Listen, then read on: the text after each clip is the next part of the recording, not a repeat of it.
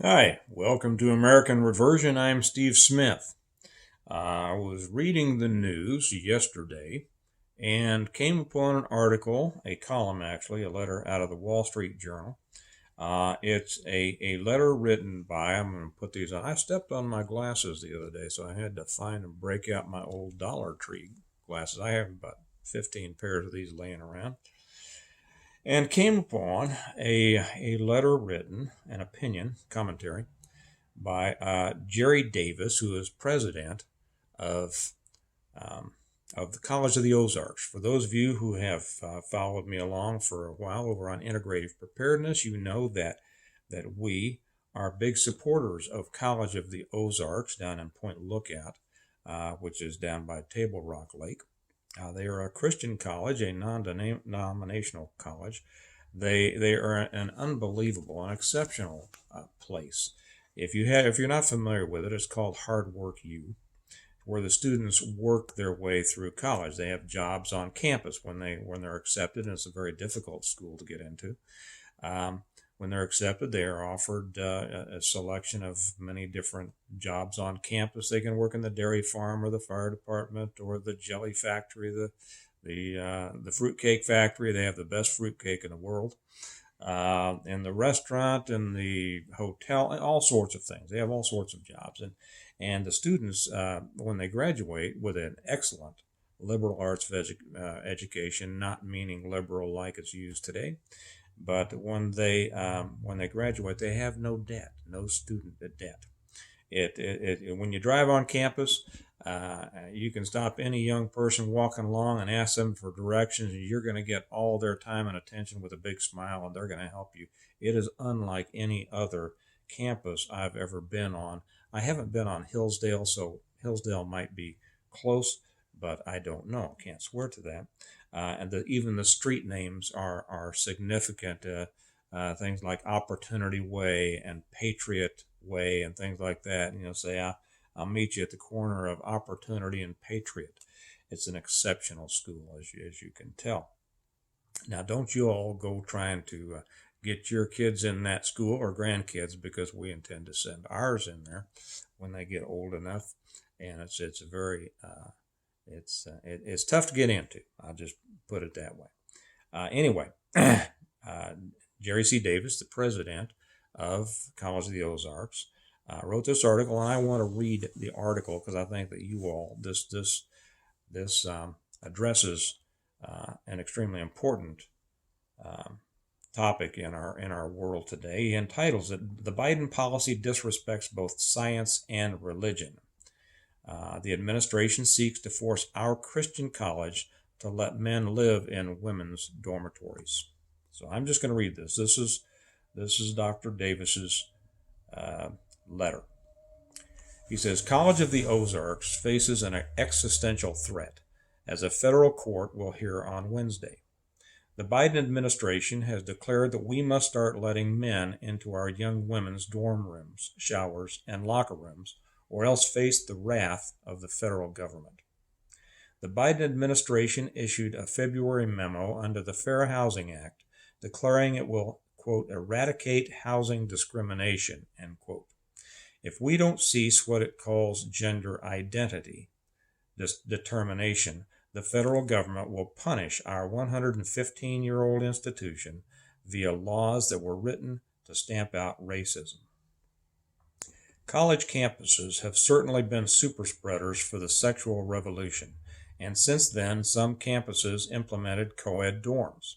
But until now, no one has forced private colleges to reject the wisdom of having separate dorms for men and women, half of whom are teenagers. Nor has the government compelled colleges to deny the basic biological reality that there are two sexes. College of the Ozarks has a singular purpose: to provide a top-notch Christian education for students who cannot afford to attend college elsewhere. Now, that's a little bit different, because a lot of people that go there, they can afford, but they choose to go there. And like I say, it's a highly selective process to get in, and it's difficult to get in. But they do. It was essentially developed to offer opportunities for those who would not have been able to afford to go to college elsewhere, and has developed into an unbelievable institution. He continues, our religious beliefs define who we are. Our students know these beliefs, most share them, and all commit to respect them when they join our community. We don't enforce our principles with the edge of a sword, but like most colleges, we establish clearly defined expectations for students, faculty, and employees. The Biden administration's agenda presents a two-pronged threat to the First Amendment. First, it squelches our right to speak the truth that men and women are different, and that we respect their dignity and privacy by providing excellent housing to both in separate dorms. Second, it suppresses our religious right to provide affordable education to young people in an environment that lives by the truth of Genesis 1:27. Male and female, he created them. Is the safety, comfort, and privacy of women on our campus to be sacrificed so that men can live in women's dorms? Does radical gender ideology, which defies biological science and common sense, trump the religious beliefs of College of the Ozarks that are guaranteed protection by the Constitution? The Biden administration action doesn't apply only to us. Its directive covers every college in the country that accepts students from the general public, whether or not the colleges receive federal funds. The president's minions did this without an iota of public input, no notice, no opportunity to submit comments, and thus no responses to objections. So, in April, we asked the federal courts for protection. A judge denied our request for help in May, telling us that before we can sue, we must suffer years of agency complaints and intrusive investigations. As the legal saying goes, the process is part of the punishment. We appealed. Multiple groups, including a coalition of 14 state attorneys general, filed briefs in our favor, explaining this case is about the administrative state run amok, with religious liberty left in the rubble. The 8th U.S. Circuit Court of Appeals is holding an expedited hearing for us on November 17th. In my 44 years as a college president, I have learned that sometimes we must adapt to changes and sometimes we must stand firm. This is a time to stand firm. The U.S. is at a political and spiritual crossroads.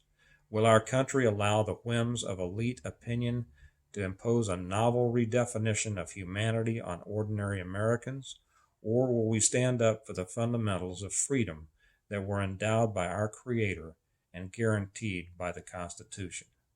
Typically at a college, the dean of students manages student life.